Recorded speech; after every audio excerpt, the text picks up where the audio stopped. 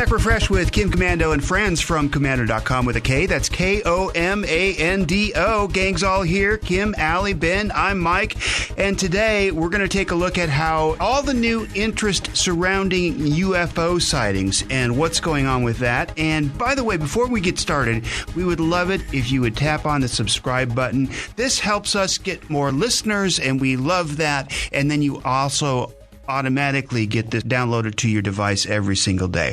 All right, we're going to start with the news, and here's Kim. Well, we have to start with yet another ransomware attack. I mean, first we had the pipeline, and now it's the world's largest meat processing company. They say they were getting back online.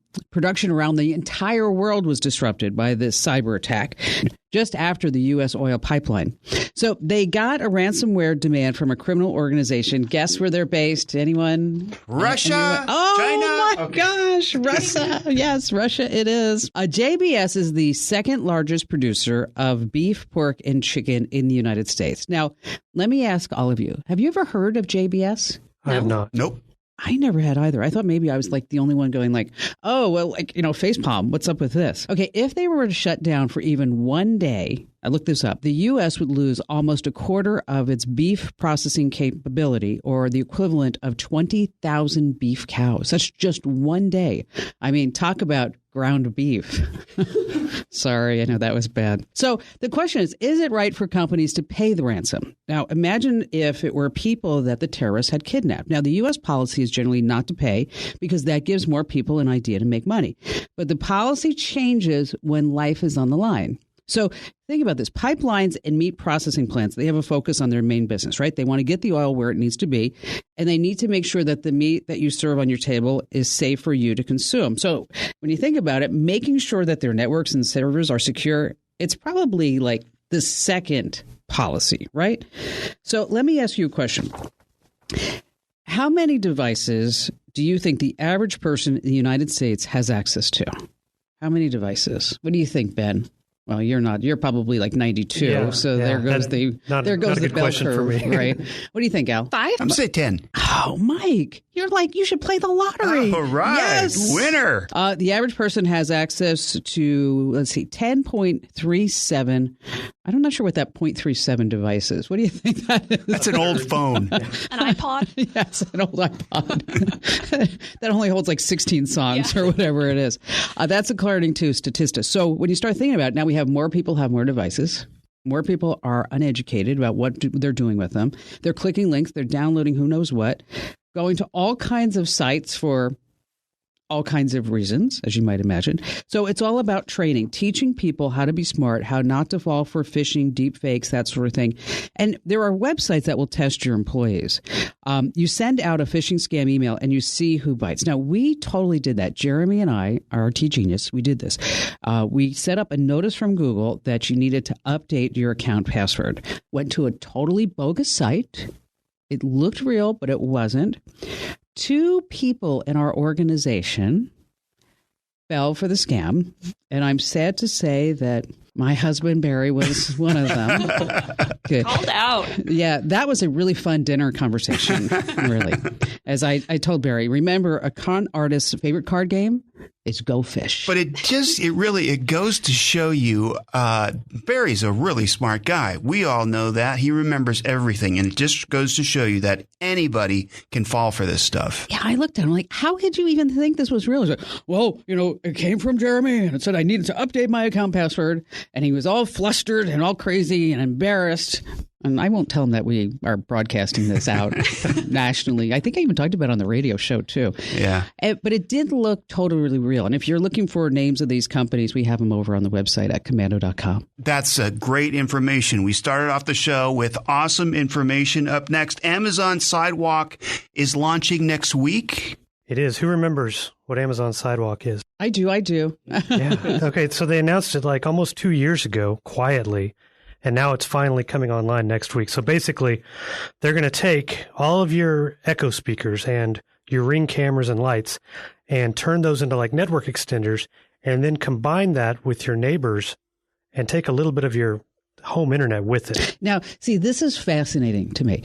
This is so incredibly smart of a company to do this because they are creating, in essence, a mesh network And they didn't have to put in any infrastructure. There's no cables. There's no fiber. There's no lines. Yeah. And we all paid for it. Exactly. And you're paying for it even again because you're giving them just a little smidgen of your internet connection so that all these devices can be connected. Right. And so let's say you have landscaping lights, smart landscaping lights at the end of the driveway.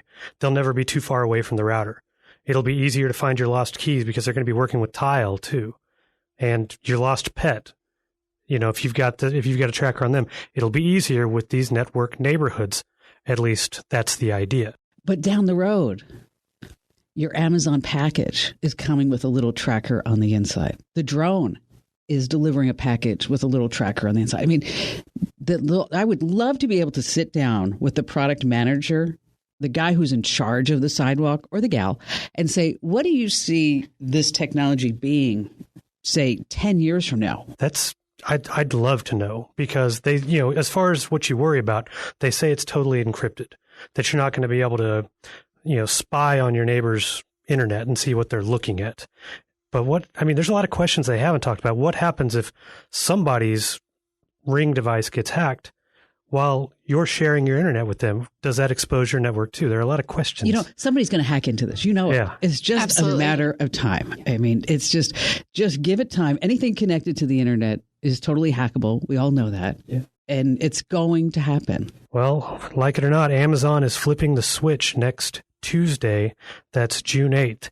And if you have the Alexa app, you're already opted in unless you go in and toggle that off, which we've got the details at Komando.com, including the directions how to turn that off if you're not interested in trying this, neighborhood network experiment. Isn't that always fun when they just auto opt you in instead of it being like... Yeah, exactly. It should be like, oh, I want that. Not, I don't want that. Well, they're banking on all the people who are never going to open up the app and turn it off. It'll be interesting to see how many people actually do opt out of like what percentage. It'll be 2 to 5%. I did. Really? I opted out too. Yeah. You're not going to try it? Not even... Well, you know me. I'll opt out, and then one day I'll be like, I wonder how that really works. Yeah, we'll let you be the guinea pig. It's like, wow, my Wi-Fi works 3 houses down. I might keep it. A big tech breakup that might impact you and your money. Allie, you've got that story. I do. Some of our most popular articles over the years on Komando.com are about how to make money online. Sometimes that's selling your old devices. Sometimes it's selling stuff you have around the house. Or you can make a real go of it. You can buy and sell stuff online. And what site are you using for that? Anyone? eBay. Yes. If you do use eBay, there's a big change that might impact how you get paid. eBay and PayPal are breaking up. So for years, you could get paid right into your PayPal account. It was really easy to manage. Now eBay has removed the option. Some people are already seeing this. For some, it'll take weeks or months. eBay says, this is great. It streamlines the process. It makes it simpler to get paid. The consensus so far on the internet among sellers is this is worse. So now what happens when you get rid of the PayPal? Now you have to connect it right to your bank account. Alongside that, it takes longer to get paid. It's not just this instant into your PayPal account. So it is taking longer. And of course, eBay also raised the fees a bit. So their fee used to be 10%. Now it is 12.8%. And if you sell a big item, that's a whole lot of money. There was just a Babe Ruth card that sold, 1993 card that sold for $400,000 recently. That would be like $51,000 in fees for eBay. Wow, that is something. It is a ton of money. So this is rolling out now. If you sell things on eBay, go check your account. If you buy things, don't worry. You can still pay with PayPal, along with credit cards, debit cards, Apple Pay, Google Pay, all that fun stuff. I was looking around on eBay. Did you know there's a weird stuff Did category? you go down that rabbit hole? Yeah. Okay, this is the thing about Allie. I love this about you, is that she like sits there and she goes, I wonder if or what, and then she like goes down. And it's like, it's like almost like we like have to pick her up off her back and go, "Come on back, girl! Come on in." All right, so you went down the eBay auction, weird stuff. The subcategories include slightly unusual, totally bizarre, and really weird. Okay, what do you find there? Now I want to know. Well, there's a lot of fart-themed stuff, which is not really surprising. I found pretty cool and creepy a vintage straitjacket that was like $475. I don't know who would buy that, but it was kind of like, ooh, really? Yeah. A lot of taxidermied animals and a cashew shaped like something that I will not say out loud on this podcast. Yes. Yeah, I saw that. Is that you bid on that? I saw that. I did not bid. Is it a male bodily part? It sure is. Oh, yeah. You know, I was going to put all my John Lennon memorabilia on eBay, but imagine all the PayPal. Oh, I know. That was your best one in a while. Yeah, that was good. All right. Oh, wait, whoa. We're not moving on. I got a question for you, Mike. Okay. For those of you who are new to the podcast, the Komando family community, you may be unaware that our Mike James is one of the wealthiest men in the entire world. He's by far the most handsome man. I think, weren't you on the cover of GQ? At some point. I think they'll have me there somewhere. Yeah. And he's like the nicest guy. He's a gentleman. And one of the things that I love about Michael is that anytime we come into the parking lot at the same time, Mike, you always say to me, do you need help with anything? I mean, just a wonderful, wonderful human being. So we just haven't found you Mrs. Right. So Allie and I took it upon ourselves. And we sat there. Uh-oh. And we did the whole profile for you. I mean, and it was an amazing profile. I got to tell you. It was good. I don't know what was great about it, but I got a lot of people going, wow, I really like your profile. You know, because we put things in there that we want. That likes to hike, right, Al? What else do we put in there? A gentleman. Yes, a gentleman. A real estate mogul. Well, yeah, because now he owns land and places not only here in Phoenix, but Little Rock, Arkansas. Yes. I mean, so, you know, your geographic abilities now just went to 2 states. Yeah. So we set you up on a dating website. Mm-hmm. And we taught you how to swipe left or right, although we did in the beginning. Mm-hmm. And it was hard not to be mean. Mm. We did our best. Yeah.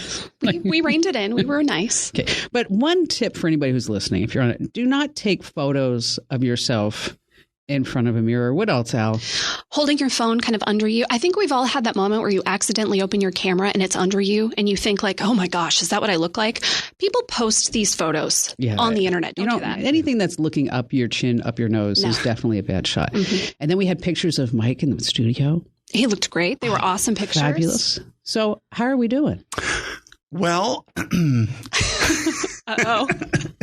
I haven't opened the app in about 3 or 4 weeks because my phone keeps on losing the password and the login information. So I don't know. I got frustrated and haven't gone back and got the password in there. Sounds like maybe the juice wasn't worth the squeeze. Ooh. So you have to at least try it. Oh, yeah. No, I tried it for 2 or 3 weeks. But again, every week it would lose the password. I'd have to go back and find the password and the login information, put it in there. Then I think I save it. Then it's not there anymore. Maybe I got to get one of those password managers. All right. So here's the deal. Mm-hmm. If anyone's listening right now and you're interested in Mike James. And you're an IT professional because no. I obviously don't know. We don't even need an IT. We just need somebody who's breathing. Uh-huh. No, I'm sorry, wow. Michael. Ouch. No, we need a woman between 25 and 40. Oh, maybe don't be that guy. Let's bump that up a few. Don't be that guy. We don't want you to be that guy. So anybody, say a woman over 40. Uh-huh. Okay.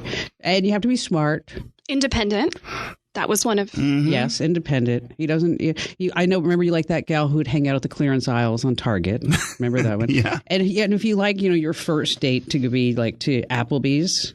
Yep. And... one of my favorites. And, maybe Mike will pay, maybe you won't, I probably will. See, on there you go. Second date. Send us your photo and 3 words that describe you to podcasts@komando.com. Podcasts@komando.com. And maybe we just need to go around the whole dating app, Michael. Maybe we need a brand new, not true themed event, maybe one of these weeks about apps for single people. Bald, anyway. How about bald men? Bald, brand new, not true. All right. So brand new, not true is coming up in just a few minutes. Also later on, Kim, you'll be back. Ben has his product review. Ben, what are you reviewing today? Oh, it's a wireless charger, but it turns your table into the charger. Oh, yeah. Table or desk. You want to just set your phone down. I'm glad you said that, because when you said wireless charger, I'm sitting there going, oh my gosh, it's going to be so boring. Oh my gosh. How are we going to make a wireless charger sound exciting? It's all in how bubbly you make it sound. And just ahead, how to hide notifications on your phone's lock screen. It's Tech Refresh Podcast with Kim Komando and friends from Komando.com.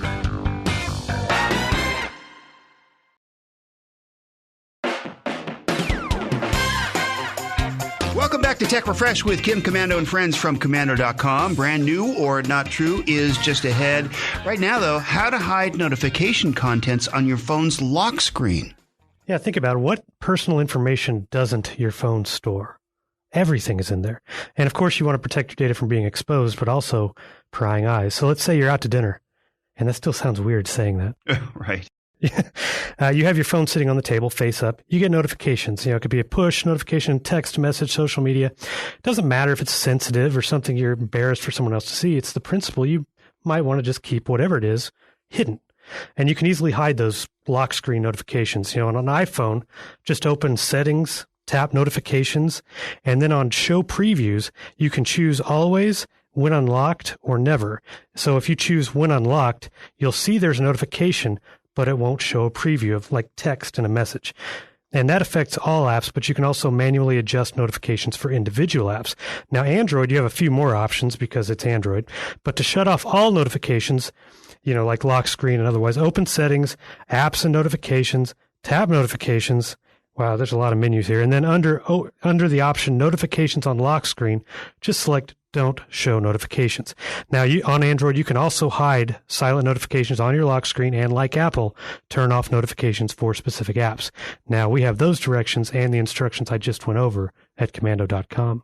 Just search for notifications and they'll probably pop right up. Right. How to hide notifications on your lock screen. It's now time for America's newest national game show sensation, where you can play and guess, is it brand new or not true? Every week, literally thousands of new products, sites, apps, and services are announced in the technology world. Some are destined for greatness, others not so much. Oftentimes, the products sound so crazy, outlandish, and just ridiculous. You sit back and think, what were they thinking? And then all of a sudden, we've got another tech millionaire. When playing Brand New or Not True, we're going to present you, the home listener, with 3 products, sites, or ideas. It's up to you to decide which 2 of the 3 are fake, and there is 1 real product, which Ben and I will try to guess, and you at home, make sure you guess. Don't cheat. Don't look it up on Google. That's no fair. You're going to beat us every time.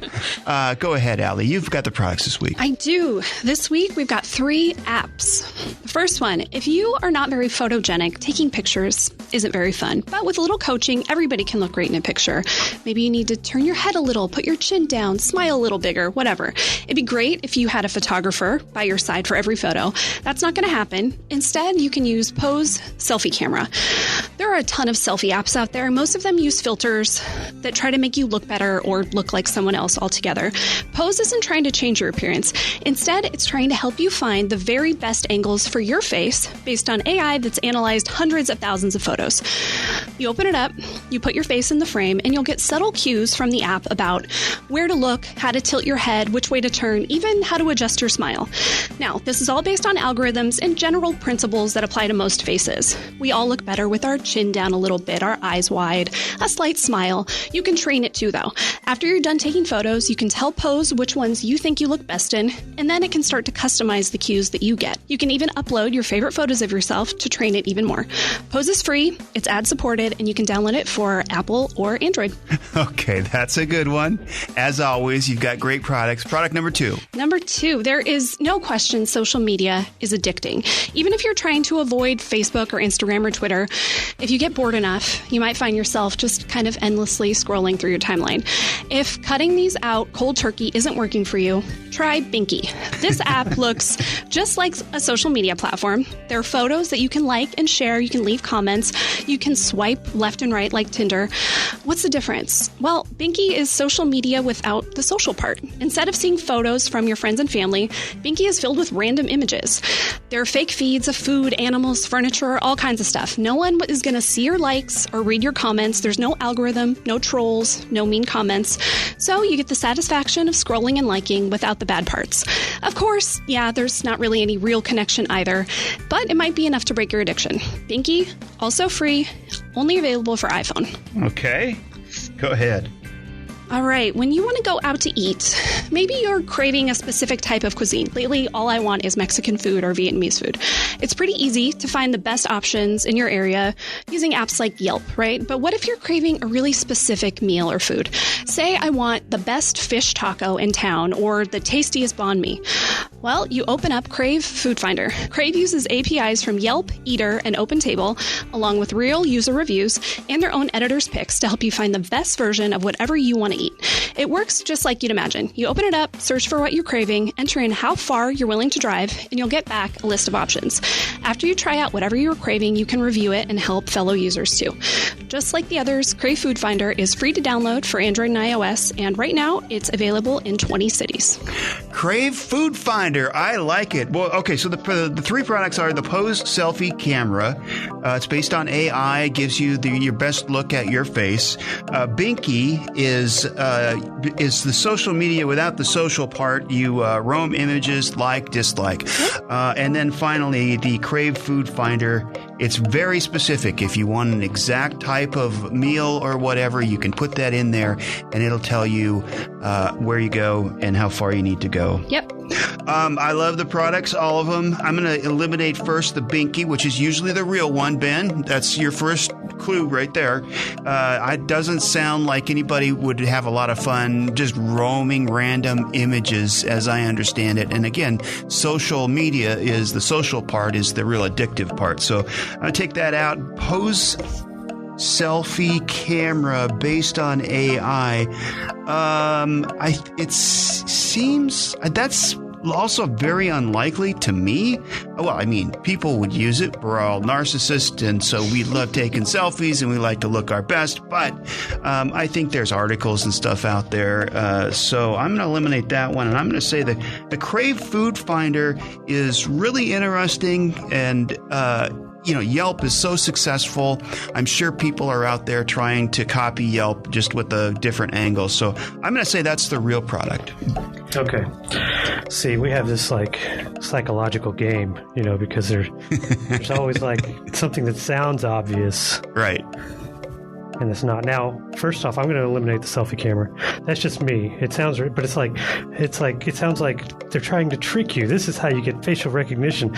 Oh, we'll fix your pictures. Oh, yeah, yeah. So that sounds pretty devious if that was real. So I'm going to eliminate that one right now.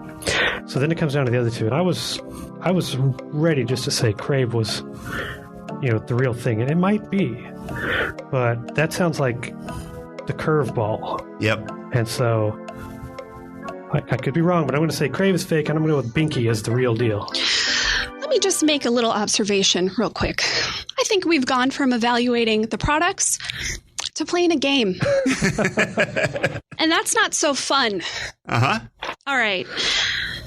Pose Selfie Camera is definitely fake. I could so see this being real, though. This is research that's been done, and all of this kind of AI exists. It's just not an app because, that's who would sign up for that, right. Feeding your face into that facial recognition. All right. The last two, you two split. Ben, you're right. Binky is real. Oh, Ben, you're on a huge roll. Man. You have won like the products we both missed last week. You won the week before. I think the products before that. I mean, are you ever going to lose? Well, I thought, tables were going to turn new month, and then your luck turns. There? But hey, no, I'll take it. No way. I'll take it. Great products as always. Allie, Ben, thank you for winning and making me a loser at least one more time. And that's it for this week's edition of Brand New or Not True. All the newest interesting UFO sightings are coming up next in our deep dive. Also, the scam of the week. Think twice before you unsubscribe from email.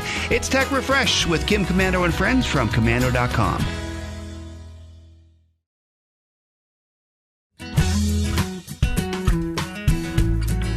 Welcome back to Tech Refresh with Kim Komando and friends from Komando.com. Every week we give you the inside scoop on what's going on in tech, so you're the source of tech information for your friends and family. Still to come, Ben's product review. He's going to be reviewing an invisible charger that you can just put on your desk. It's a cool product. Also, a paralyzed man just took his first steps in 21 years through the use of technology. We'll have that. Hey, Ben, you've got the story of all the new interest UFO sightings. What's that about? Okay, well, I don't know, but I'm going to try to contain my excitement about this one because I don't know about you guys, but since I was a kid, I've always been fascinated by reports of the sightings, but I've always been sci-fi, Star Trek, Star Wars, all that. And I know plenty are hoaxes, easily debunked, but if you look at the notoriety of the past few years, when no one was really paying attention last year, for instance, the pandemic was just really hitting its stride, the U.S. government goes and unclassifies 3 videos taken by the Navy of UFOs. They can't saw those. Yeah. Well, I didn't watch them, but I saw them on YouTube. Yeah, they can't really be explained. And at some point this month, the Pentagon is supposed to release a report to Congress about their investigation UFO sightings by U.S. military members.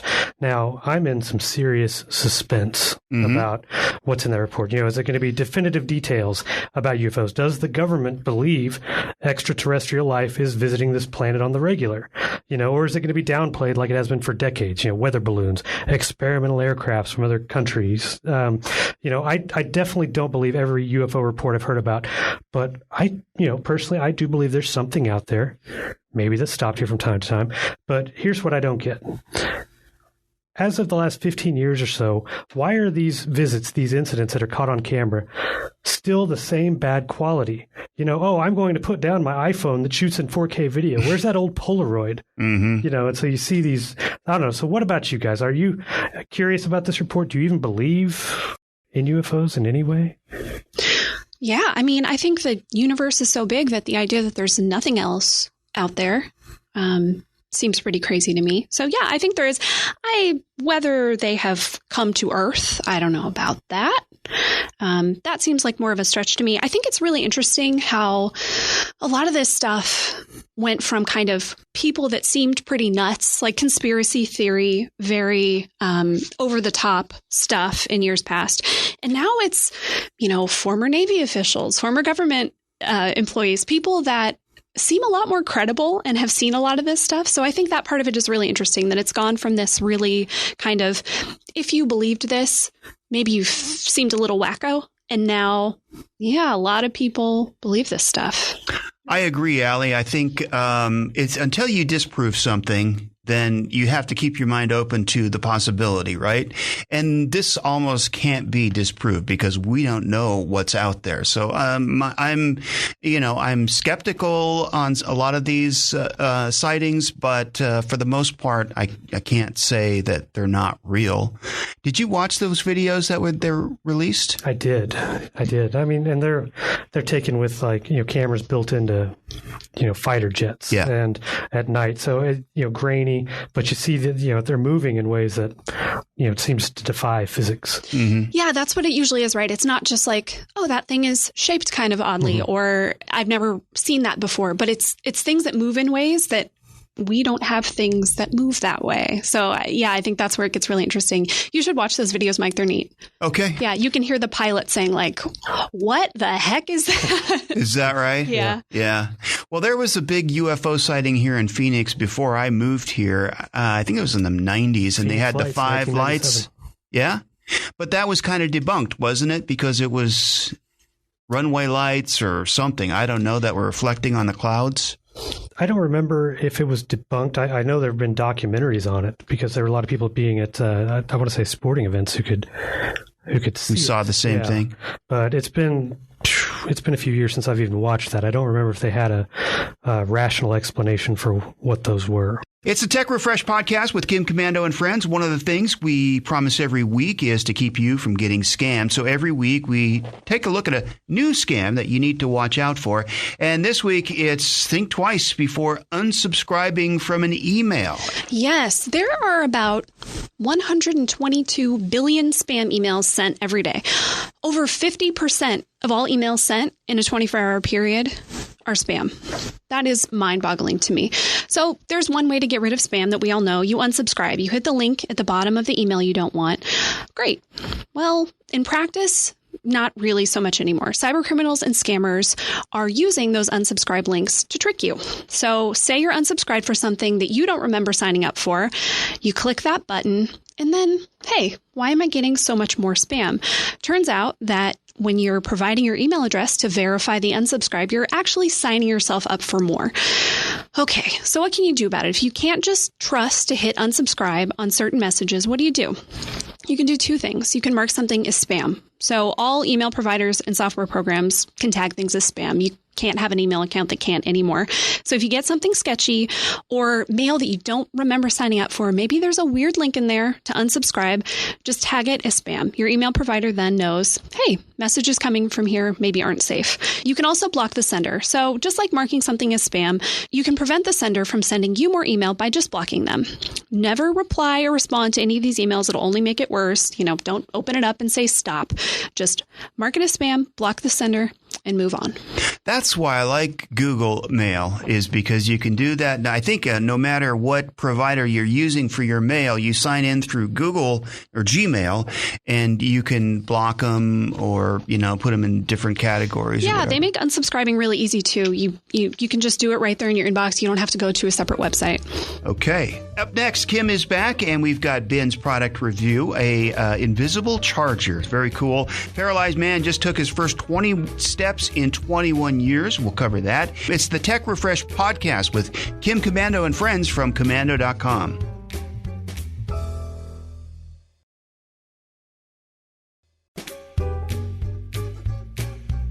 Thanks for listening to the Tech Refresh podcast, heard exclusively on the Kim Komando Explains podcast from Komando.com. If you haven't already, make sure you click the subscribe button so you get these podcasts delivered automatically every Friday with the Kim Komando Explains podcast. That also gets you the special feature, which includes this week about search engine optimization. Now, if you own a business and you have a website and you're trying to get to the top of the list for optimizing your website or being the first on the list on Google, you have to listen to this podcast. Steve Weidman is an expert. Kim interviews Steve, and you're going to learn a lot. That, again, is on the Kim Komando Explains podcast. But right now, Kim is back, and we have a product review from Ben.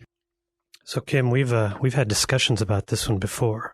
The Q Labs UTS-1, which doesn't sound like a very exciting name, but it's a wireless charger for your phone that you don't see. Yeah, you know what? When we got this press release and the product sample was available, I reluctantly hit the forward button. Just reluctantly. I thought, you know what? I should keep this one. I'm like, no, give it to Ben. Keep it. No, give it to Ben. Keep. I sent it off to you. Well, I'm glad it went that way. See, no cord clutter, no bulky stands. It mounts under your desktop or a compatible table, wood, glass, just not metal. And it conducts electricity through the surface through electromagnetic induction. So I get this thing. There's a little assembly required. Well, let's just back up a second. Sure. So the whole idea is that instead of you having to find a charger and a cable, that you can just lay your phone down on your desk. Yeah. And like magic, it goes, oh, thank you. More batteries. Yeah. Yeah. Like I said, no clutter, nothing just like, stacking up on your desk. But it does, it's not as easy to plug in as it would be just a cord or a stand. You have to make sure, little things like it can't be more than an inch thick. And then you've got to find the spot and do a little calibration. Then you have to mount it underneath. Double-sided tape is the easiest. And then you put a sticker decal on top. Basically, X marks the spot of where you can set your phone once you get it calibrated. So what's nice is that even if you forget it's there, like you forget it's charging, it's got foreign object detection. So, if you just set something on top of it, it's not going to try to charge your car keys or something. You pick up your key like, yeah. And it actually, I thought it was going to take longer to install. It took about 30 minutes to get everything just because I hadn't done it before. But, a couple caveats. It doesn't turn the entire surface, like your whole desktop or the whole table, into a charger. It just turns a very specific spot into it. So choose wisely. Because it's hard to move. Oh, is it? Double-sided tape is. Did you try to move it? No. Oh, no. Okay. If you end up with your phone kind of half on, half off, will it charge, or does it have to be really right? It needs to be on it. Yeah, it needs to be on it. Now I've tried, but that brings me to mind. So you have to take the case off. I don't. It's I think if you have like an OtterBox or some kind of something big like that, you're going to have problems. But it's called a fast charger. But it's not all that fast. And the big thing for me, it doesn't work so well if you have an iPhone 12. And that's because of MagSafe. All the iPhone 12s have MagSafe, so it's got a little bit of magnetic. It works, but it's not fast. And if you have an iPhone 12 Pro Max, it's got that thicker camera module on the back, so that makes it even less. So yes, I can put it down on the table and it works, but I mean, it is like I could leave it there for hours and it'd probably take... it still wouldn't be fully charged. But it's kind of like the Jetsons type thing. Oh, yeah, it is. I show it to everybody. It's like, hey, look at this. I don't care how fast it charges. He doesn't tell them it doesn't work for him. He doesn't. So, do you need a charge? Yeah. Mike, there's a dating idea for you. Do you need a charge? There you go. So how much was it? And did you say how much it was? And then how big do they say the desk can be? The width? What did you say? It has to be an inch thick? Can't be any more than an inch thick. Okay. And there's a couple settings for that. But yeah, it's $105 for each one. That's a lot. It is a lot. It is, but it is a novelty. It is, kind of like that Lenovo. It's the first of its kind. So, of course, they're going to be charging more of a premium. But it is a cool little trick to show. It's not so good if you have an iPhone 12. Works great. My wife has an iPhone 11. The kids use it sometimes with their iPhones. It works well for that. For my situation, the Pro Max, take it or leave it. It works. I think we're waiting for like the 3.0 version. Exactly. Turns your whole desk into a fast that's what I'm saying. I'm checking their site every few days. They're working on a paint. Whoa. Yeah, they're working on a wall paint that would be electric conductive. They're working on conductive paint so that you would just paint your walls and then whatever's inside would just be charging automatically. That's incredible, but can you hear the people saying like, cancer box, get out, don't do it? Yeah, absolutely. Exactly. And then what kind of phones, though? Just got one more question. What kind of phones? I mean, do they have to be like brand new phones? Are they very limited, or do a lot of phones? It can be basically any phone that's compatible with wireless charging. So it can be iPhone, Samsung, just pretty much most phones made within the past 5+ years, even longer for a lot of the Androids. Hey, finally, we've got a paralyzed man that took his first steps in 21 years through technology. Yeah, back in 2000, an Indy race car driver, his name is Sam Schmidt. He was in a racing accident. I remember that. Yeah, I remember that. Really wreck. scary accident. Left him paralyzed from the shoulders down. He was lucky to live, really, but it had been 21 years since he could walk until now. There was a team of engineers at Aero Electronics, and they created what they're calling an exoskeleton that supports his legs. It lets him stand up, and he can even take steps. He just needs somebody behind to help him balance. He was talking to the Today Show. He said, I've almost ran out of words to describe the feeling in this entire process. I didn't remember what the view was like. I hadn't gotten a full body hug in 21 years. So he's got to have some really wonderful moments. A few years ago, Schmidt got back behind the wheel. He has been driving a specially designed Corvette that he can control using the movement of his head. He's even competed in a few races. He said, people definitely think he's crazy to go back to the sport that put him in a wheelchair, but he's been doing it since he was 5, racing cars. It's his passion. Now, the exoskeleton is on version 1, but in the meantime, the current one has helped him do something really, really special. He got to dance with his daughter at her wedding. That's amazing. Yeah. That's great. How technology, again, can change lives. And that's just the beginning. Think of all the people out there that now have hope that this could be coming to them. I just wonder what's coming like 10 years from now, 5, 10 years. What are some of the other breakthroughs that will become commonplace? It's amazing. Hey, if you'd like to comment about the podcast, good or bad, mostly good, send us an email to podcasts@komando.com. Again, that's podcasts@komando.com. On behalf of Kim, Ben, Allie, I'm Mike. We'll see you next time. And for the latest digital news and articles anytime, go to komando.com with a K. That's Komando.